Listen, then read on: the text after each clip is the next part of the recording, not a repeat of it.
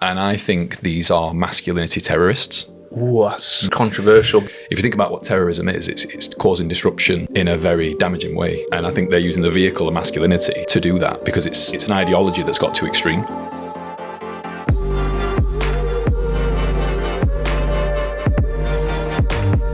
Welcome to the Fit Dads Podcast. My name's Ryan Dutton. I'm joined by the man with the luscious long hair at the moment, Mr. Brad Thompson. We've watched quite an interesting documentary recently. It's blowing up online. It's the Manosphere by Louis Theroux. The grifters, the grafters, the misogynists, the guys who've got some pretty interesting views. So we've watched it. We've got our own thoughts. There's some things we thought those guys left out.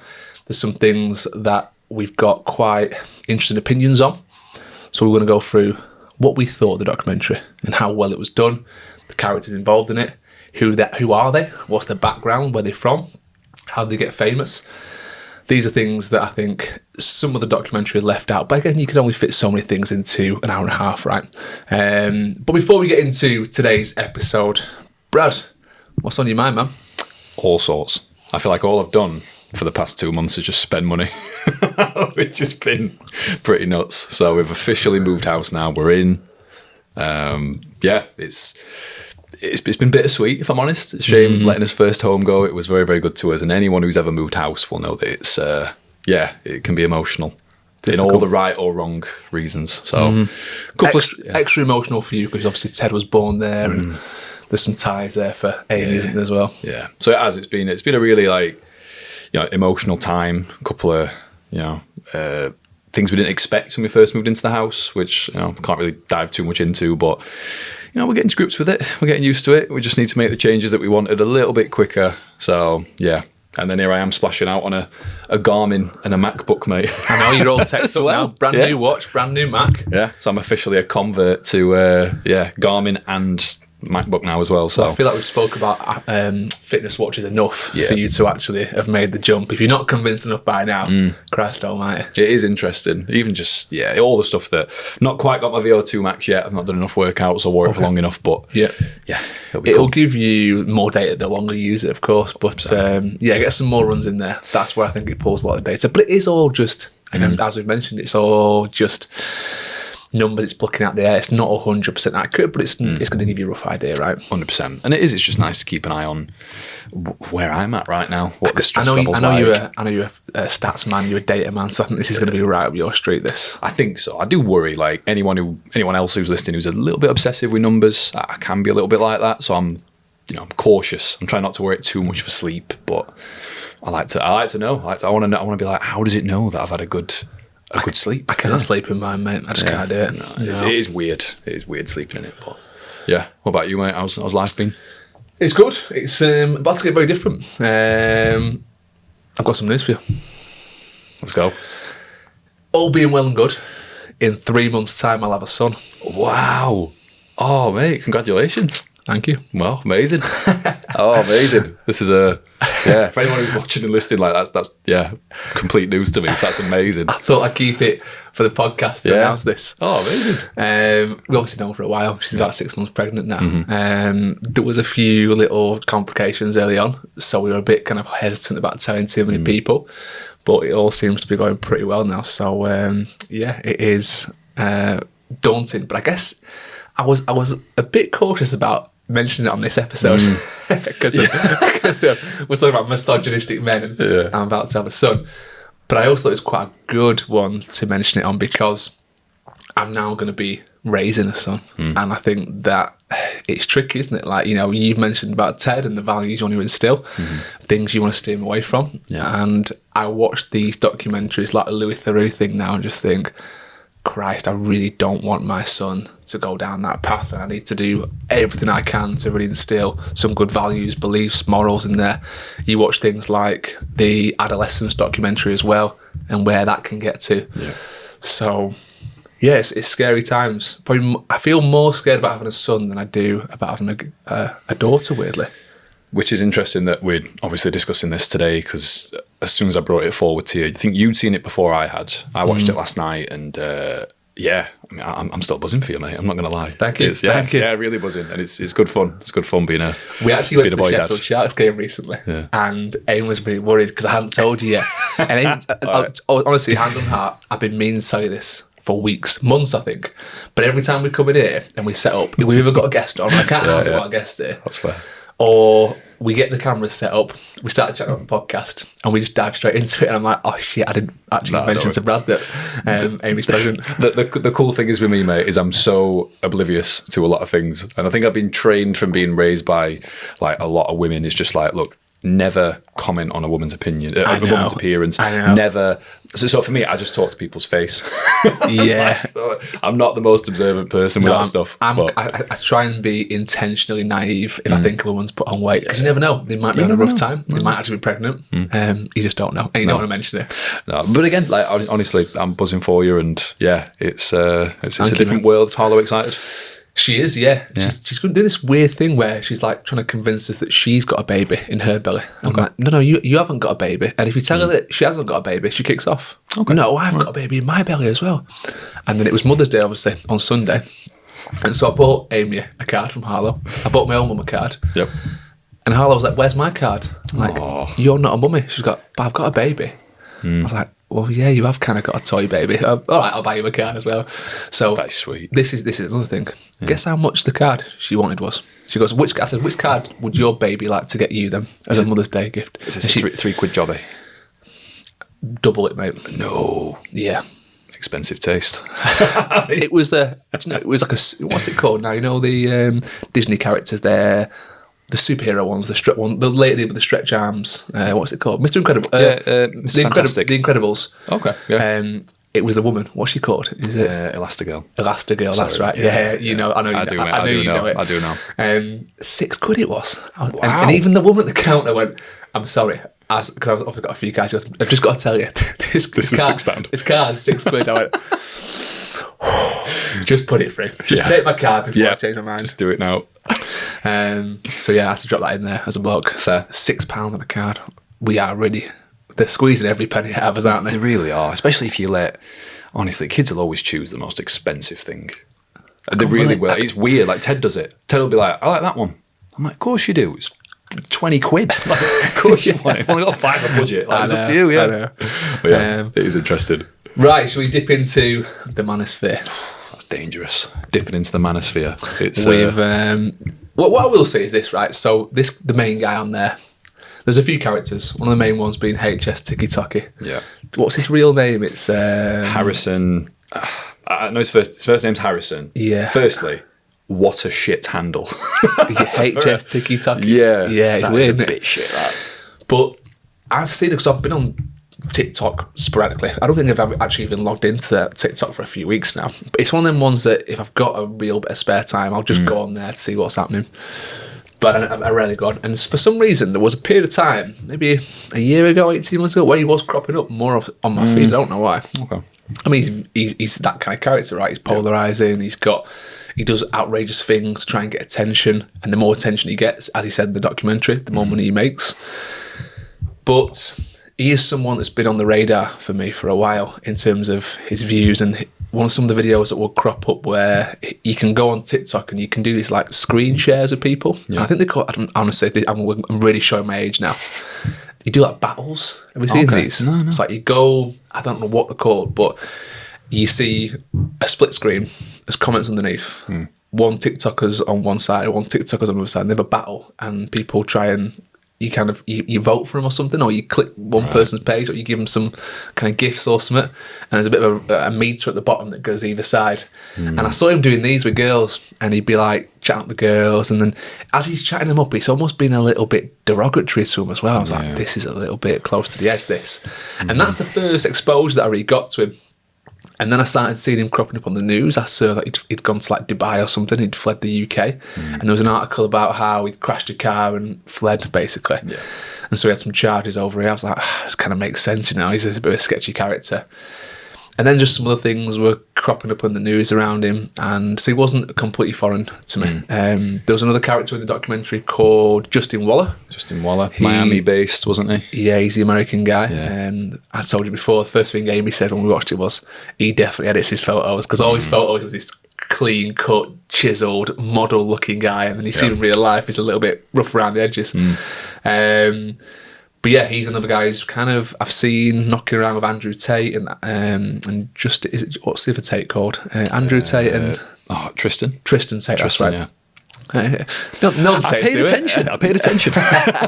Big fans out there. But yeah, I think it's he's obviously got a famous off the back of them, and he's got a very polarising view of women. There was some other guy who was a bit of a YouTube streamer, and he was talking about how he kind of made the documentary because of his polarising views around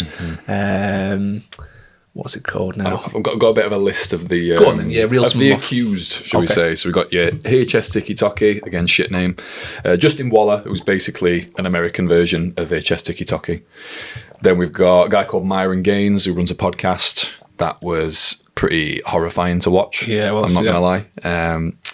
Guy called Ed Matthews, who was a mate of this Harrison's, and then a huge YouTuber and someone who's been banned across a lot of platforms called Sneeko, an American guy. And it was a lot of these people genuinely I'd never heard of before any of this started.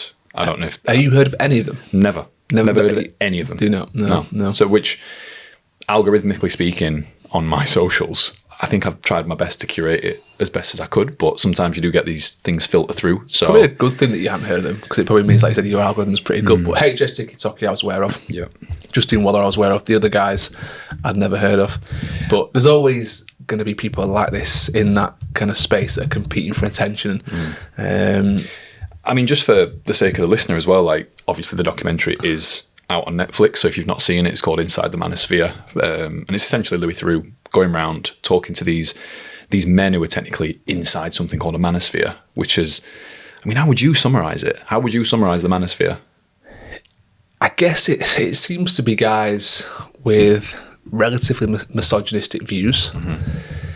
They've got this idea of what a man and a bloke should be, and in their eyes it should be someone who's got influence, someone who has a physique. They all talk about like their physiques and going to the gym and being in shape. That's a big pull for their audience, isn't it?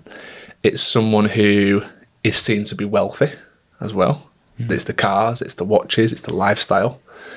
And all these things are quite attractive to young men, aren't they? Like, that's what every young man wants, but, you know, every guy in their own little, every young lad in their own little way thinks they want to make it one day.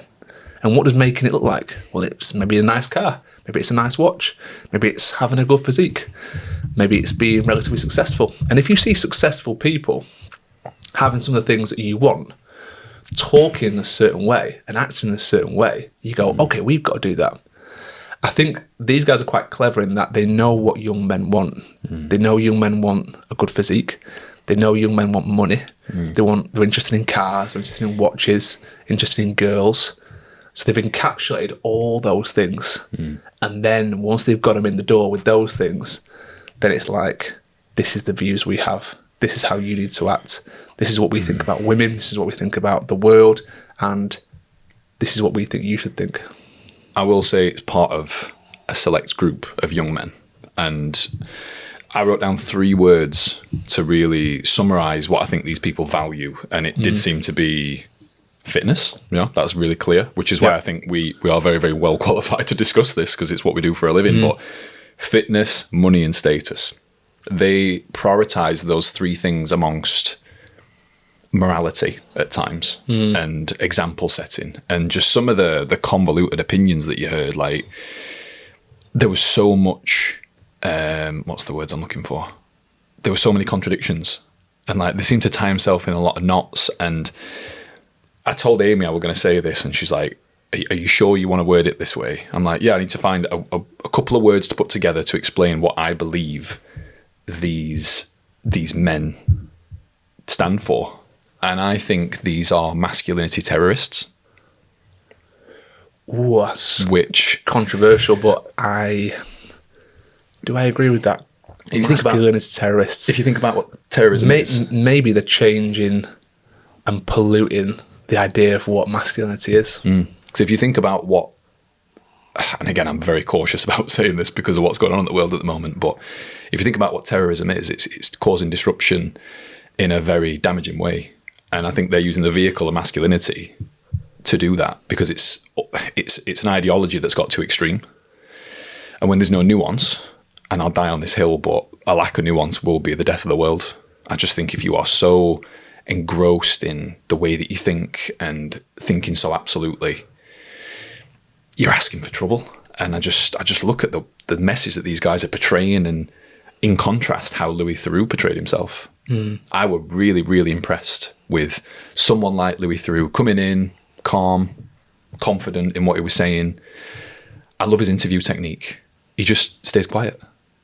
And he lets them, he gives them the rope, basically. He's like, what are you going to do?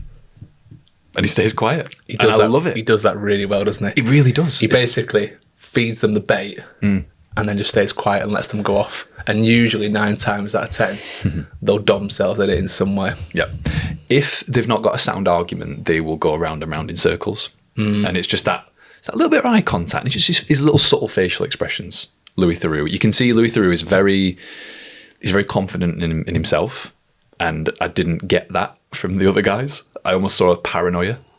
I don't know if you found that when you were watching some of these guys in the Manosphere. They just seem paranoid. Yeah, like, people say that I'm this, and I'm like, Louis Theroux's like, I've not said that. What's calm down? What are you doing? The fascinating thing was when, at the start of the documentary, when HS TikTok is so...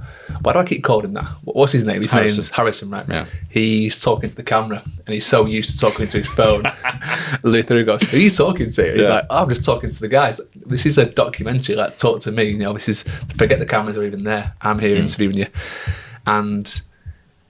I mean, there's so many factors to this, but at the end, they basically summarised and said, these guys are of a generation where they've grown up on the internet. Yeah.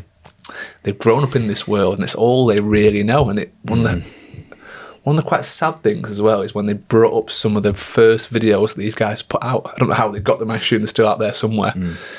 But there was, what's it called? Sneeko. Sneeko? Yeah. There was a video of him when he was like 10 years old.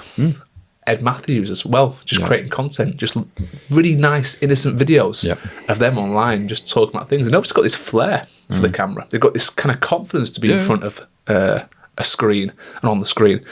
And that's just over time been, like you said, convoluted a little bit. And have they become, as you put, the masculinity terrorists because of their exposure to other people who've got those views? You know, where did they get their views from? Because it seems like a lot of the stuff they're just sprouting. I get the feeling it's like something they've convinced themselves about rather than something they truly believe in as well. I mean, this Harrison HS TikToker, he was a clear example of, he would kind of go back on some of his answers and he'd get stumped by a question from Louis Theroux. And all of a sudden, he'd have to kind of explain it with something else. And you could see his back get up against the wall slightly. And his defensive mechanism was to kind of attack other people, wasn't it? Yeah. His rebuttal to a lot of the questions was, well, he's weak, he's not in shape, look at him, you know. And even that moment when they first met and he was eyeing Louis Theroux up. He looked at his arms, didn't he? Yeah, and Louis Theroux said, are you looking me up and down? And he goes, yeah. And he goes, not saying much, mate, to be fair.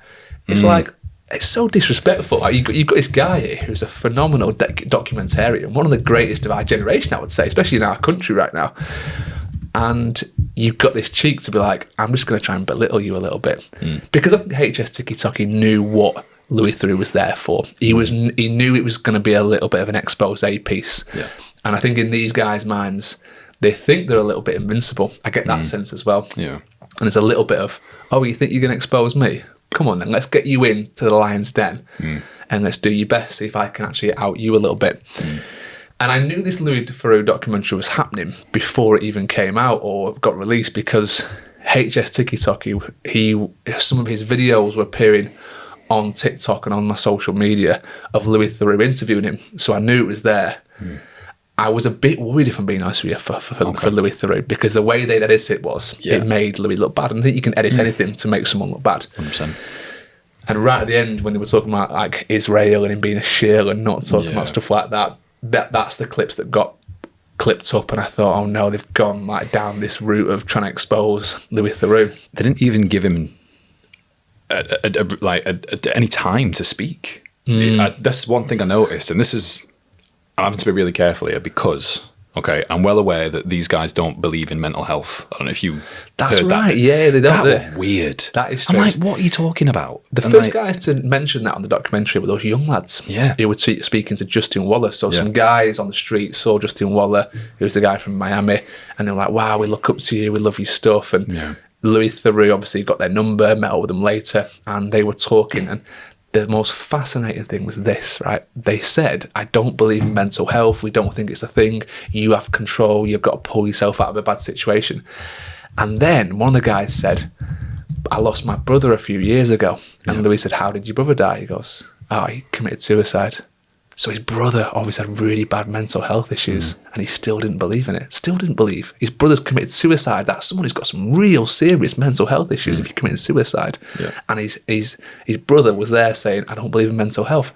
That was one of all the things on the documentary, that was actually one of the wildest things for me to hear. I put my hand on honestly, I put my hands on my head, and Amy's like, I've never seen you so animated in your life. I'm like, the message that's been trickled down to these people. For example, everyone in the Manosphere they interviewed, I saw an analogy which was like, it's like they've looked at what a successful man is, and it's like they've tried a really nice cake, all right, and they've gone, what's in that cake? And they've just gone, oh, it's it's milk, eggs, flour, mint, sound. They don't know the quantities, they don't know the quality of ingredients, and they don't know how to bake it. But all they've done is seen, oh, that contains that, let's just fucking have that. It's a great analogy. And it's shit. I'm like, who do you think you are to dilute it to that severity and then to put it through the grinder a little bit and then pass it on to other people? But then, again, one commonality, and this is something that I called quite early. I'm like, I doubt that these young men have a role model. I'm going to predict that they've got absent fathers. And I said that right at the start. And it was quite heartbreaking to hear that they come from abusive backgrounds, that the fathers weren't present. Yeah. And I did feel for him. That's what that humanised it a little bit for me. Pretty much every single one of them. Everyone. The dads weren't around. Everyone. I saw an article about that Harrison. What's his second name? You have to put it up now. No idea. HS, obviously begins with an S. Because his dad's quite a famous character. What's his name? Did he say his dad was an England rugby player? Yeah. Okay. Just Google that article because, his dad was basically, he played like 10 games for England rugby union team. Harrison Sullivan, that's right, yeah. And I saw an article say his dad, was absent, hasn't been in touch with him since he was a young child. And it just makes total sense. And he knows his dad's a big, strong guy. He knows all along his dad's an England rugby player. And he wants to be that character. He wants to be... There's a sense of I've got to prove myself to the world that I'm a man. Yeah. Isn't there? There's almost that sense of I'm trying to prove to the world that I'm a man. And I think they don't realise that. They don't realise how obvious that message is coming across in everything they do. Yeah. I think as a dad, we can both sort of look at this. I can't think of anything worse than missing out on Ted's life. I really can't. And I'm trying to not judge people too heavily because everyone's got their reasons, everyone's got their insecurities. Sometimes men might think they're better off without me. I need to detach myself from the situation. I'm not obviously justifying it by any stretch, but you have to look at what's happened. And that's not me saying persevere in a relationship you're unhappy with, but when you can hold so much influence over your child. But even if you aren't with your child's mother, doesn't mean they're not present. I don't personally know any parents that do kind of co-parenting, but people do it fantastically. Yeah. It happens out there, in fact, I know I do. I'm not going to mention the name, but I know someone does it fantastically. Yeah. A very, very close person, someone we had on the podcast, does it fantastic, one of their childs. they just realised they didn't get on. They both got new partners, both remarried, both had kids with those people, but they've got a kid together and they co-parent that child fantastically. It can happen. You don't need to 100%. be that absent father. No. I think you choose to be, don't you? It's something you want to forget ever happened, and to forget you ever had a child and to leave that child out there. So there's a certain sense of you, and I don't want to say you feel sorry for them, but they were kind of almost damned from when they were a kid. Yeah. There's a certain sense of that, isn't there? Like, these people were set up to fail, but also on the flip side, there's loads of kids who have a single parent and turn out to be fantastic. There's a moment in the documentary, right at the end, when HS Tiki-Toki, why do I keep calling him that? When Harrison Sullivan's mum is in shot. That was fascinating, wasn't it? Because she has this weird thing where she starts defending him a little bit, because Harrison kind of puts it on Louis Theroux, and Louis Theroux asks some questions back, and she kind of gets on Louis' back a little bit and says, don't try and embarrass him, you're trying to make money off him, he's obviously making money off everything else. And she kind of gets quite territorial. And then it kind of shows the video before Louis walked in the door and what HS Tiki-Toki was recording. And she'd been on the floor, like, having a go at him. And she'd actually, one of the things she said to him was, I can't remember the exact wording. Like, don't show me up sort of thing. Yeah, it was like, don't show me up. Don't have your values coming across as my values. And that was really damning, because she knew that her son's values were really polarising. It didn't represent her, and it wasn't what she liked. And he even admitted right at the start, he said, if my mum knew I was saying all this stuff, she wouldn't be happy. His mum knows exactly what she seemed quite switched on. She was there in the shot at the end. She obviously knows who he is, what he represents, what his message is. And I think I'd be very surprised if she doesn't get quite a lot of backlash from this, because I think a lot of people knew about her son, but now he's been put on like the mainstream. Something like Netflix, Louis Theroux, very well-respected documentarian. People her age watch his kind of stuff. I'd be very surprised if she doesn't get some pushback now. And I think for me, that's why I'm trying to approach it with a little bit of, again, nuance, a little bit of kindness, a little bit of like, look, these lads, like, they are almost damned from when they were kids. They're at a disadvantage immediately. That doesn't mean that they can turn it around, but they might choose one day to turn it around. They might choose to gain consciousness of the current situation and be like, I need to change here. Do you know what would be really nice? If in the next 6 months or so, at least one of them came out and went, yeah, I was wrong. Yeah, this is done. I'm really sorry, everyone. I had some pretty shit views. I did some cool stuff. I earned a bit of money. I did it all for the views. It was for attention. It was for, as Harrison Sullivan says, for clout. He uses that word quite a lot, doesn't he? Yeah. And it's almost like he hides behind that a little bit as well. Do you not think that?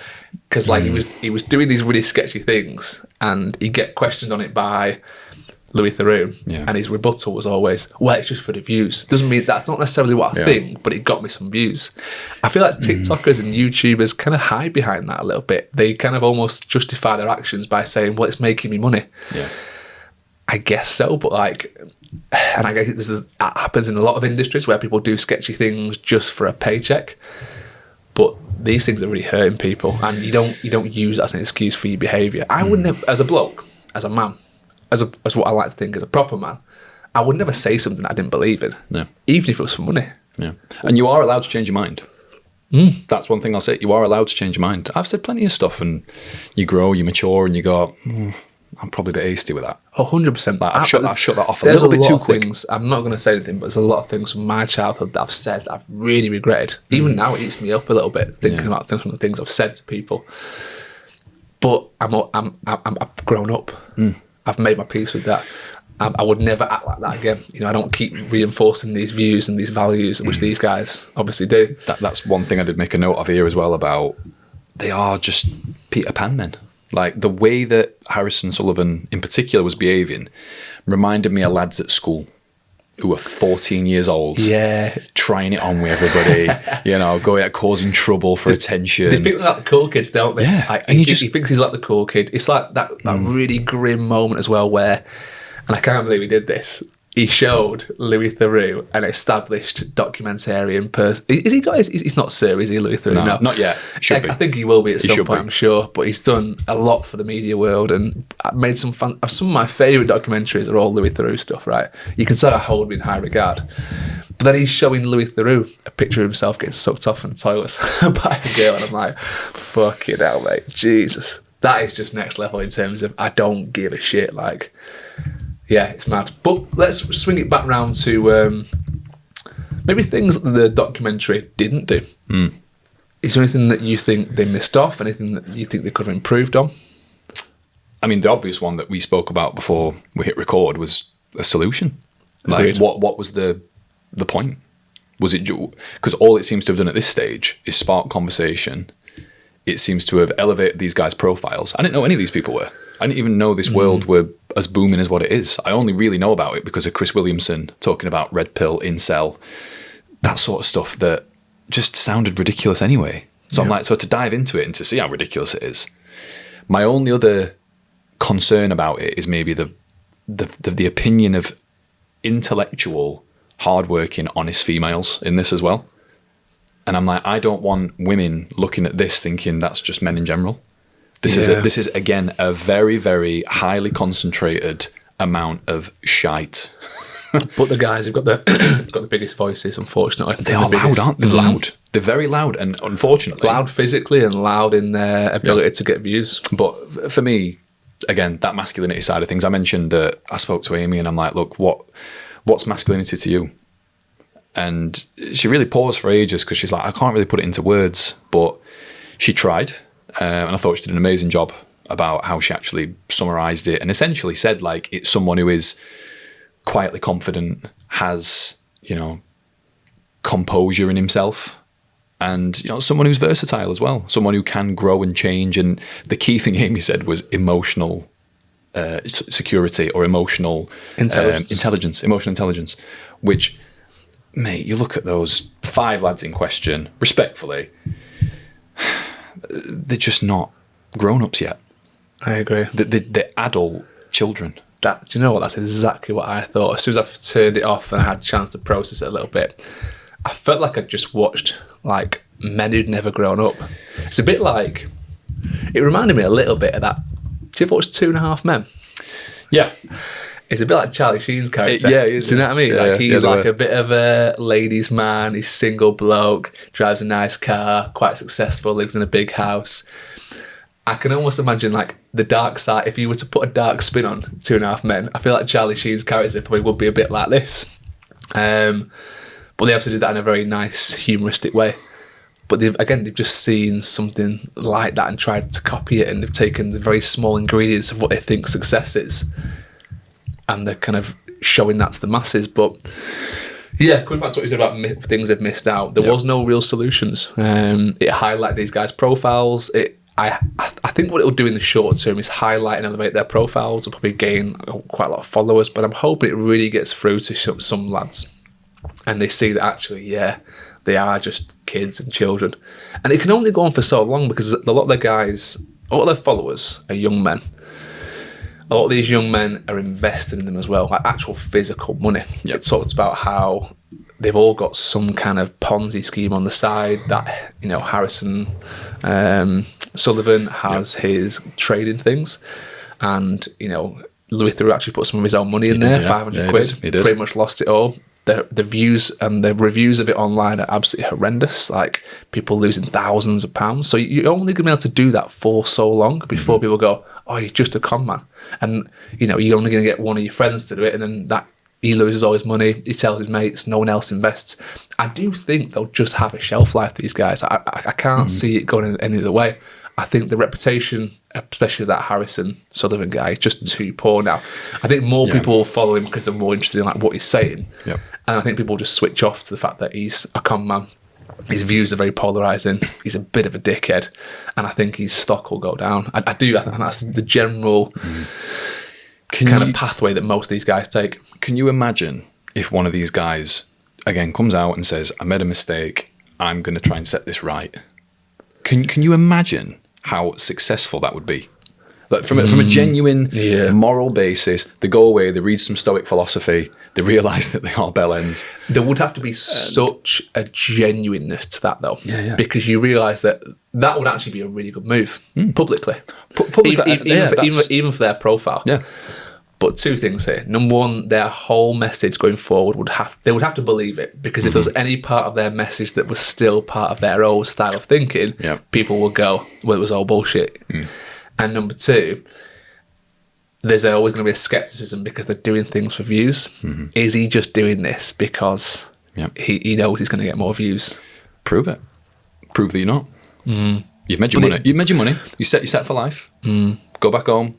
Downsize your house. Are these guys set for life, though? I don't know about how much they are. They claim they are. It all seems like a bit of a house of cards. Like I don't know. I can't work out. One of the guys, that Justin Wallace, said he was worth like 30 million or something, but he was... He said it with no confidence, basically. Yeah, he did.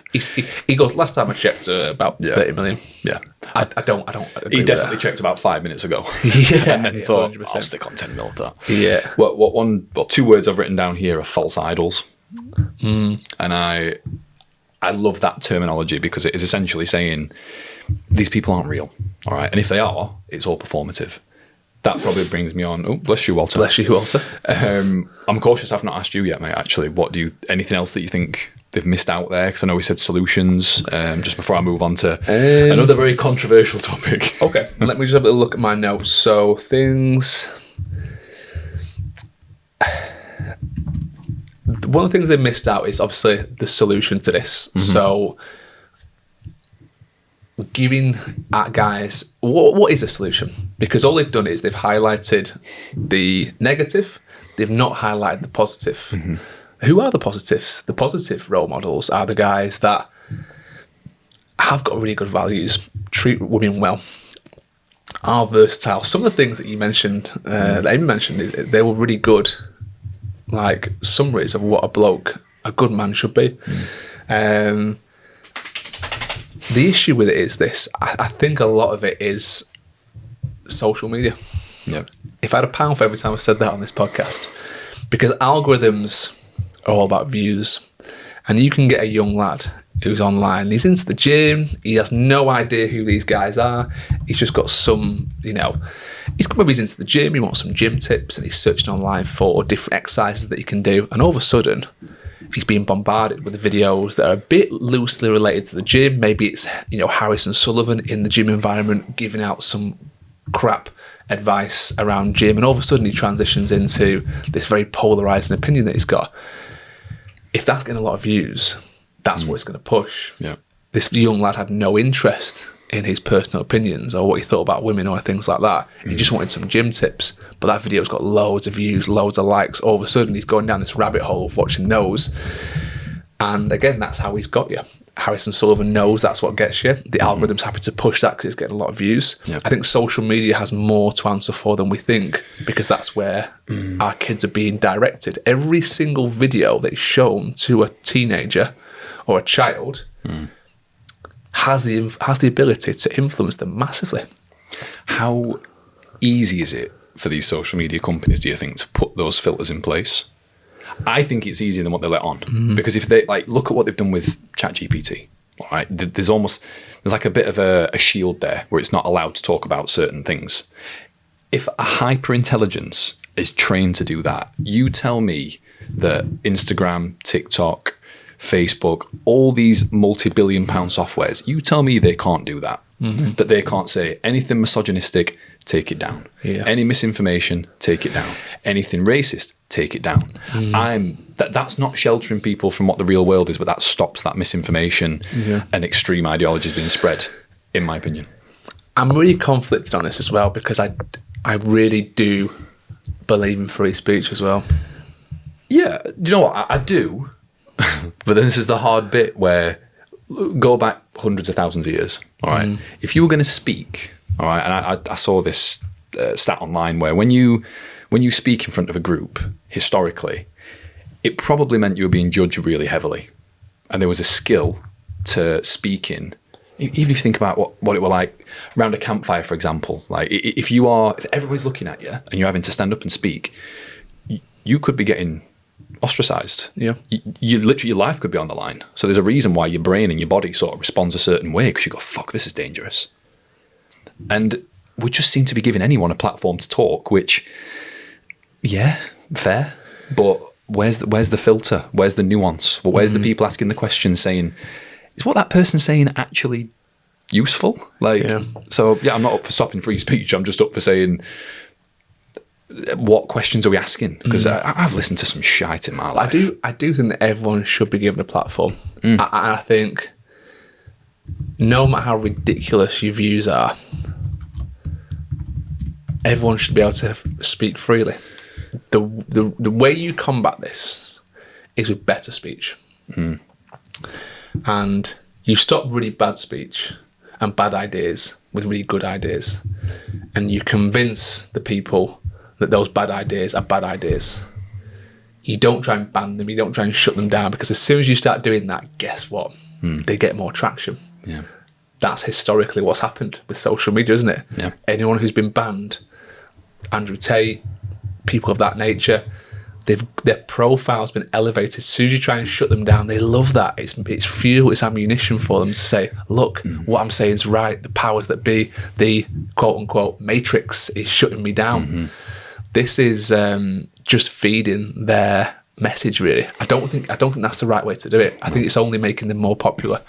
You combat this by pushing the right content more, not shutting down the content, pushing the right content more, which is hard, because the really good guys that are, good honest lads, showing you how it's done, showing that working a good honest job is okay, earning a moderate wage is okay, driving a moderate car is okay, just being quite mundane with your family and doing the small things that go a long way and really matter and are meaningful and are loving. Guess what? That's shit content. It is, because it's not extremes. That is not the kind of content that most people want to watch. No. But why not? Why aren't we pushing that? Why aren't those values kind of upheld more? I coach quite a lot of Christians, and it's fascinating to see how much Christianity has grown in the last 5 years, especially since COVID. Yeah. One thing they're all saying to me is the church and the numbers are growing week in, week out. It's because people are actually wanting that kind of, they're wanting that kind of message to come through a bit more. Yep. They're wanting values back. And I think that's the pushback, is religion a little bit now, especially in this country, where there's a lot more people. Religion's been a little bit of it's not been taken seriously for many years, especially since since space, for example. As soon as you find out space is real and aliens are real, you're there's no way God's created all that, right? But I think since this message of blokes, these masculinity terrorists, their profile's been elevated, people go, that's not what real people are. Yeah. And there's other things in society as well that have led people back to religion. But it's a contributing factor, for sure. Another potential solution that I wrote down here is change the currency in terms of what are these people being rewarded for? Attention. So what if we get rid of the like button, the value on views? What about if it's about the change that's made? Like, I've always said this with politicians. If a politician puts in their manifesto that they want to do X, Y, and Z, you should almost have like a scoring system as a politician. If you don't follow through with what you say, your ranking goes down. People are not going to trust you, because in order to find out about a politician, you've got to do some digging, man. Whereas if it's some sort of scored system, have you followed through on your promises? If not, what's your rationale? Why is that? I'm not saying treat them like top trump cards, but it's probably an element of that. Like, if you're going to be running government, I want to know I can trust you. And if you never follow through on what you say, that's the sort of currency I'm asked about. And to bring up the Inspire 2026 event we did, Tom Waller, Dr. Tom, he spoke all about integrity, which is essentially doing what you say you would. And I'm fed up of people not doing what they say they would. Or if they do, it's always extreme or there's an alternative motive. If you say you're going to be at a place at a certain time, be there. If you say you're going to take kids to school, go and do it. If you don't overstretch yourself by any stretch, but I just worry that there's too much out there now of just people having a bit of a get out, just saying like, I said that, but I didn't really mean it. It's like, fucking say what you mean, man. But don't be a dick. I feel like I've touched a nerve with you there. But if you got off a little bit around with that. I did. And I knew it had happened at some stage, but it just bothers me, the currency. I'm such a big advocate of zooming out and being like, what is what's going on? Why are we valuing that over being a decent person? I think Australia have got it right in that they banned social media for anyone under the age of 16, didn't they now? Yeah. And that's going to be a big move in terms of not letting young lads develop these ideologies too young. Yep. I think that's a really positive step. I think I've talked about my mate who his lad who's, I think he's 13 now, 14. And when he was 13, he wanted a VR headset. Stop me if I've told you this before.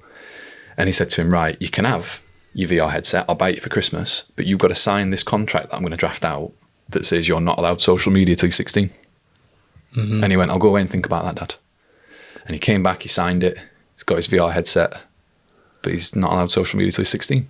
And he says, if I find out that you have broken this contract, I'm going to take your VR headset, I'm going to take your TV, and he listed out that so that the debt collection is so high that he's like, you've promised me this.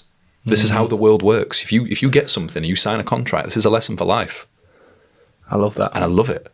And it's really stuck with me, that. And I suppose I did want to sort of turn my attention to like the impact on Ted and little baby Dutton, you know. Okay.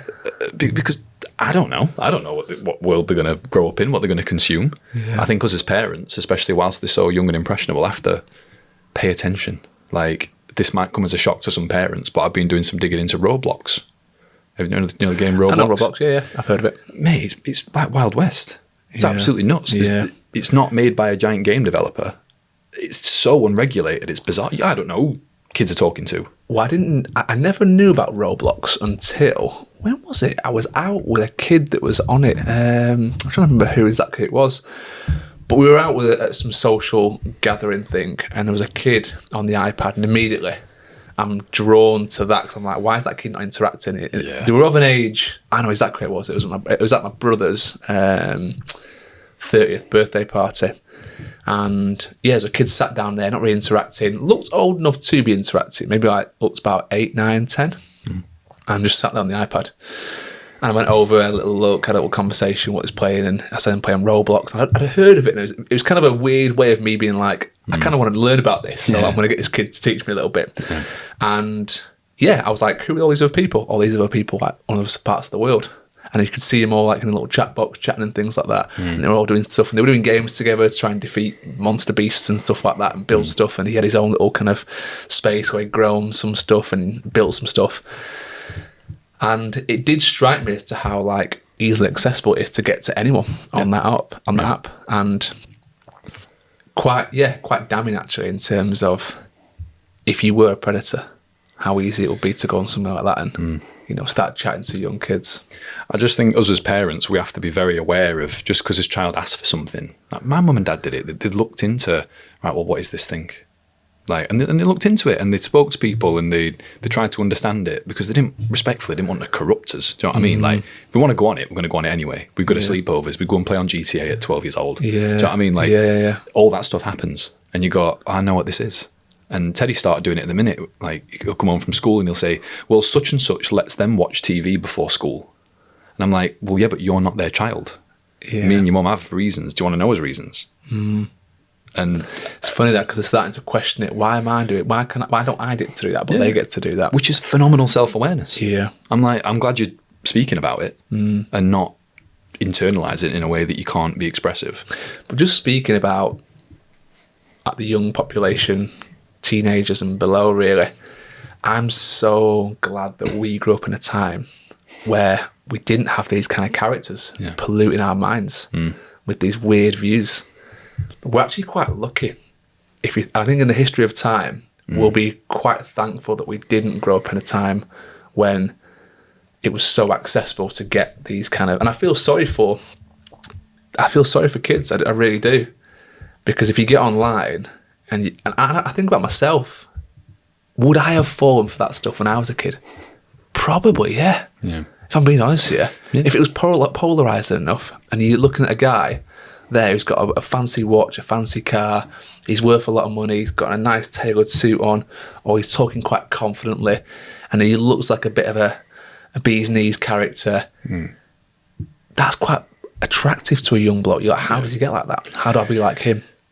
Males want to seek out confidence, and you can smell confidence a mile off, can't you, on someone? And that's the one thing that these guys have got. Yeah. It seems to be abundant amounts of confidence. I think confidence and delusion are very closely related. Agreed. And I think that's the hard bit. Like, I just want to backtrack a little bit because I mentioned about like the fatherlessness conversation, and I made a few notes here because I realised it probably did get a bit heated on my part. So I really just want to say to people that, look, boys don't necessarily need like domination, which I think a lot of these guys think that they need. And if you look at like the adaptation that these young boys have had to do from maybe not having a father in their life and not having these role models, it's becoming self-sufficient, it's becoming brutal, it's treating people as objects, looking after himself. Their own self-interest are the most important thing in the world because they need to survive.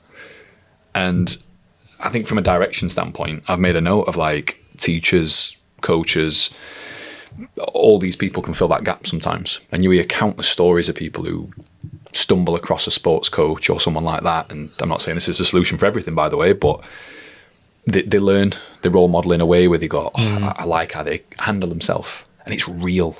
Like you can't fake being in front of someone for, 2 hours a week and then seeing them for years and years and years whilst you learn from them.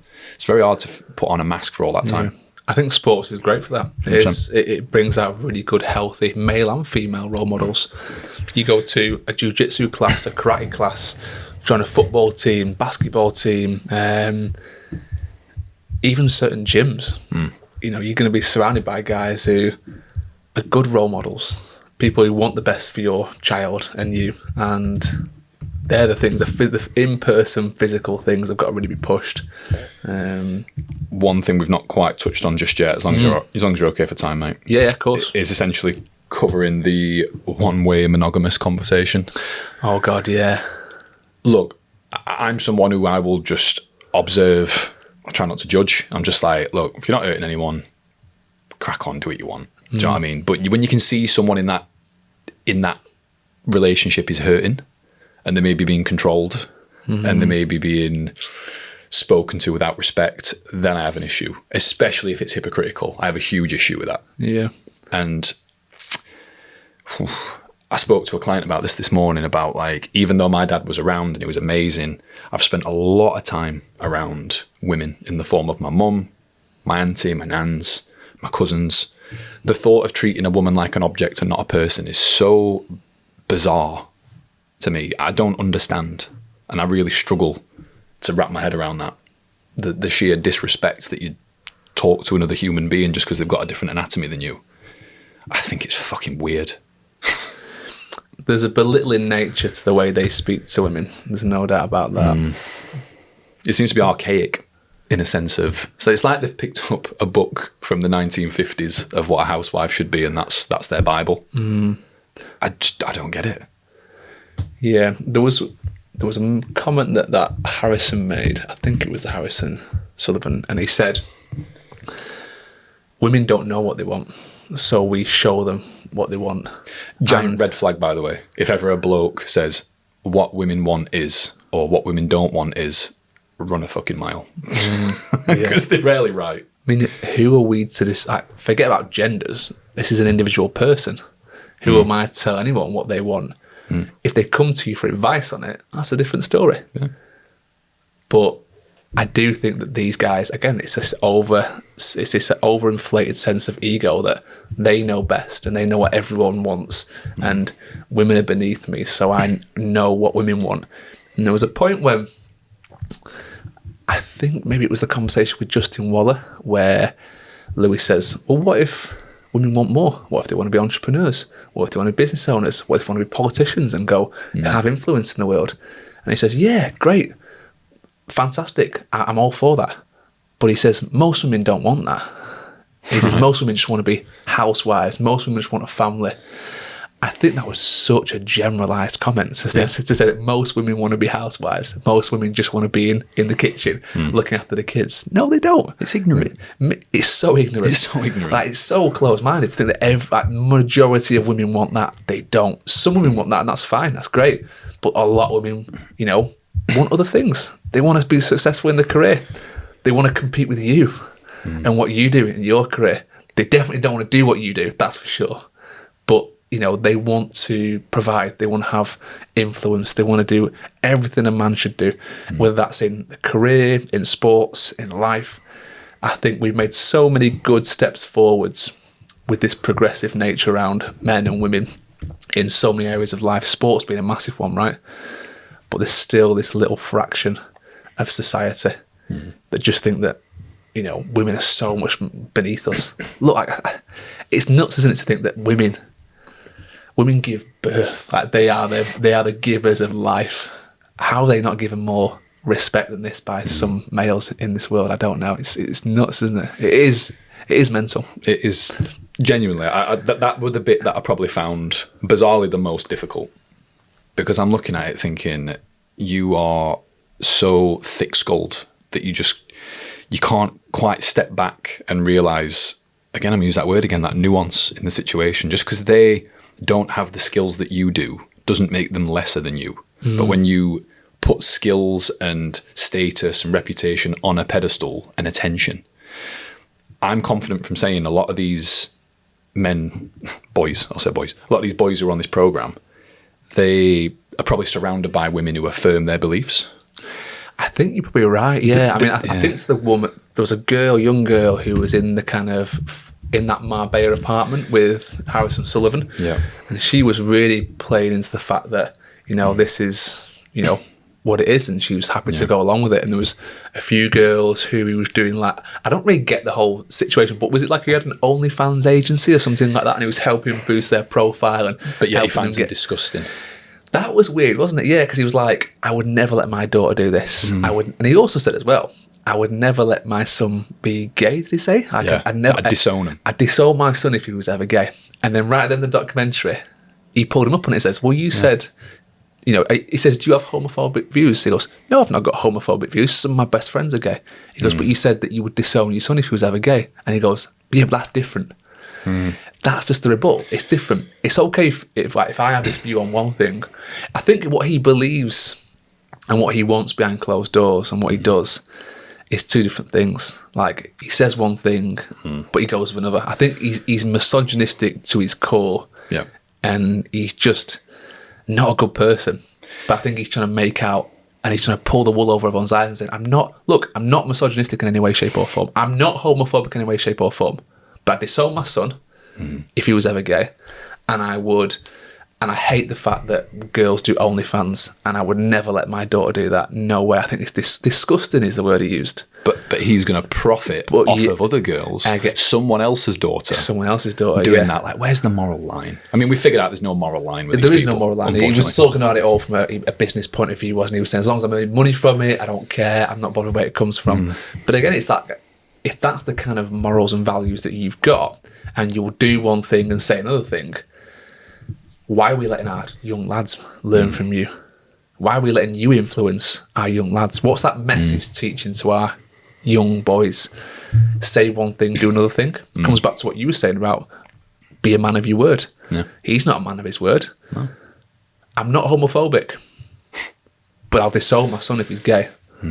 That is two completely conflicting things there. I think, and that's that message will spread across everything in a young man's life.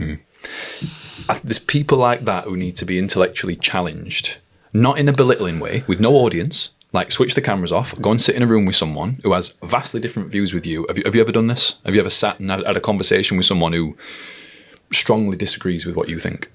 I've ever, a lot. Yeah, a lot. That's what I mean. Like, we probably see it every day. We have views over fitness and health, and other people don't value it as much. Absolutely. I don't judge them for it. I just try and understand and be like, if I can be helpful, then great. If I can't, and you're not ready to, you're not at that stage of change, you might never be at that stage of change. That's fine. It has to be your views. Someone who has very, this is why I found the documentary so interesting, because people have very different views to me. I'm actually more fascinated by them than I am the people that have the same views as me to a certain degree, because I'm like, how have you got to this conclusion in life? How have you got to the conclusion that exercise isn't good? And you want to eat pizza and burgers all day? That fascinates me. I'm not judging you, but it just fascinates me, because my life path has taken a completely different route. So when a guy like this has these kind of views, it does, and that's probably why this HS TikTok is probably cropped more on my TikTok feed over the past few years, because I'm fast. How does someone get to that view? It was wild, but it's interesting in a way that's not enticing me. It's keeping me at arm's length. The difference is with young lads is it doesn't keep them at arm's length. They're enticed by that. I'm really glad that you mentioned that, because I made a few notes about the business model behind this entire Manosphere thing, and there's 4 key, I want to say, metrics that I think this community's piggybacked, and they're essentially insecurities of young men. So we've got young men today often report fewer friendships, less dating, low confidence, and unclear identity. So if the Manosphere is offering them belonging and friendships and connection, it'll tick that box. Less dating, if it's telling you how to go and, put it on somebody in the street and get the number and you get you to follow on Instagram, like, tick that box as well. Lower confidence, if you're seeing these people who are bordering on delusional but they look confident, you're going to be drawn to that. And then unclear identity, these people know exactly who they are, so they think, until you peel back the curtain a bit and go, you begin to question them a little bit. Do you know who Ashley Graham is? Ashley Graham, no. She's a huge person in like the feminist community. Some people argue to a fault, but she asks some very, very, very good questions of, in her opinion, the patriarchy and the archaic societies we live in and that sort of stuff.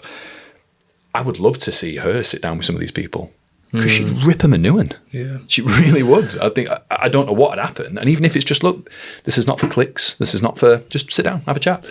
But that's the one thing that Louis Theroux got across in the documentary. He said that these guys have been closed off for many years. They haven't really let mainstream media in. I'm not sure if they underestimated Louis or they thought he wasn't capable of... Because I think he's probably the perfect person to do that, because he's very, very unassuming, isn't he? He is, yeah. He's so unassuming that you go, what can this guy do? How much damage can he cause? You know what I mean? Like he's, as in the eyes of, Harrison Sullivan, not got much stature about him. But he asks the right questions in a way that can almost damn you and do it yourself. I think, just coming back to what you said, there was something that Louis Theroux said as a bit of an overriding thing at the end of the documentary. He said, these guys are offering very simple solutions to very complex issues. And some of the issues that young men are facing right now with that self-confidence, self-identity, not feeling a sense of belonging, these are very, very complex issues for young boys. And these guys are offering a very simple solution. Act this way, do this thing, sign up to my course, and we can solve all your problems. It's almost too good to be true. And what do we know about things that are too good to be true? Probably are. Exactly. So they've kind of got this down to a T in terms of enticing young lads. The fascinating thing is, and I don't know if you know anyone like this, I definitely do. Guys who are our age who are still into this stuff. Guys who are our age who still have these kind of same views as them. Yeah. I'm not closer than these people, but I'm aware of these people. Same. Who still have these kind of views, and they're in the mid-30s, and you're like, wow, you're basically like them. They're just online voicing their views. You're behind closed doors voicing it. I bet they still tell stories about when they were at school as well, don't they? And how popular they were. Yeah. And how... Move on, pal. Yeah. Move on. And I wonder if there's any kind of I wonder if what the connection is. Is it, a lack of a father figure or something like that? I don't know. Is there any links there? Bit of humility, maybe. Who knows? Just a bit of willingness to learn. One thing I've jotted down here, mate, as well, is maybe how to approach it with, maybe somebody listening has got kids older than what ours are. Maybe they've got 9, 10, maybe even teenagers. How do you actually speak to them about it? And a couple of things I've mentioned here is try not to mock them. I feel like I've done that quite a lot. Yeah. But just ask questions instead. Figure out what they know about it. Maybe don't enforce your views on them. Just ask these questions that instills the critical thinking you maybe want your kids to have. Yeah. Which probably brings me on to my one of my parting questions for you, Ryan, about your son. Who do you want your son to be? What sort of views do you want him to have? This is a very big bomb to drop on you, but I want him to have the views that I have, which is one of the most difficult things to instill in your son, isn't it? Yeah. To have him have the same beliefs as you around having the right morals, having the right discipline in life, looking up to the right people, respecting women and other people in the way that you want to be treated and respected. You do that by showing them. It's the only thing you can do as a parent, isn't it? You can show them that you're taking the time to listen to your missus and you're valuing her opinion. Yep. You're not just brushing her off. You're letting your actions and your words kind of come together, and they learn from that. They're picking up on, I've mentioned it so many times before, kids are picking up on things from such an early age in the way that you know, either respond to your missus, how you pie her off, whether you're taking her opinion on board, whether you're actually taking the time to sit down and listen to her, whether you're getting them involved in the conversation. And then vice versa as well. You know, with your missus doing it with you, you might have a bit of a situation in your relationship where maybe your missus is more the dominant one and she doesn't really respect your opinion and she rules the roost. You've got to have those conversations maybe behind closed doors and say everyone's opinion matters here. The kids are picking up on it. We try and, you know, in our household, if me and Amy are ever having like a little bit of a tiff, we never try and have it in front of the little one. There's normally like some looks across the table or some kicks under the table, but we always are very cognizant of like not, you know, having those arguments in front of the little one, because they pick up on that as well. I'm glad you said that, because me and Amy have been very aware of it, about like having these discussions in front of Ted, and the amount of times that Ted's maybe said, stop arguing, and I'm like, Ted, we're having a discussion. Yeah, right? We are genuinely having a discussion because we want to make sure we're hearing each other. And Ted actually pulled us up on it a few weeks ago and said, well, you're not listening to each other. And I'm like, he's got a point, actually. Yeah. And for him to be aware of that is pretty phenomenal. You do go away from those kind of comments when your little one makes them and think, shit, they picked up on something there. How can we change that? And sometimes you don't realise you are raising your voice and you are being elevated, because they've actually got no sense of what you're saying. They don't really understand the argument. They've got no context of it. They just hear a tone of voice and they hear a loudness in your voice. And you might actually be having quite a constructive conversation, but just at this elevated level of noise that they're not used to. And it comes across to them as being quite intense and aggressive. Agree. So we're not perfect with it, but we always try and just leave things normally till like we're in bed at night, and like we put little one to bed, or we're sat on the sofa here and we're like, right, let's have it out then. I mean, it's not a frequent thing, but you know, if there's anything we have to say, and I think Amy's probably better at that than I am, because she's more aware of how Harlow is in those situations. But I think as a dad, I want to do the same with my son, and I want to get them around really good role models. I want to seek out the people in, and I think it's important as a parent, you go seeking out other role models that you want your son to learn from. Because I'm not fucking so proud that I think that everything my son's going to learn is going to come from me. You've got to go and seek out other males, other people of influence, other people who can have that real bond with your son the same way you have, and promote that as well. Yeah, I think such a flex is being able to say, I want my son to be everything that I am and more. Yeah, and that's such a hard thing to admit, because you're almost admitting that I'm quite a decent bloke, but that could be better. Yeah, but I could be better. And I'm like, genuinely, if Ted went on to achieve more than what I ever have done, I'd be over the moon. Absolutely, I genuinely would. And that's like that, you know, that what's the word, like limitless love sort of thing, that unconditional love. I'm so lucky in our family that we've got some fantastic granddads around. Like we've got 4 granddads in total, based on the complexity of my name is family. But there's some fantastic granddads that just, I know, just even if my son and my daughter were just to spend their time around them, they would instill some fantastic traits. And very lucky, because I know not every set of grandparents are like that, but to have 4 that are like that, it is pretty good. It's really cool. I took a bit of inspiration. They'll not expect the shout out, but from Infinity Fit Club. Okay. Their motto of healthy, happy, humble. I probably want to add a 4th H on there, which is helpful. Helpful. I feel like if you can wish for your boys in your life for them to be happy, healthy, humble, and helpful, you're probably onto a winner. Like what a philosophy that is to instill on your young boys, and that starts at home, right? Yeah, I like that 4th one, because that's saying I'm going to offer something back. Yeah, I'm going to be a certain way, and I'm going to offer something back in terms of giving value back to people.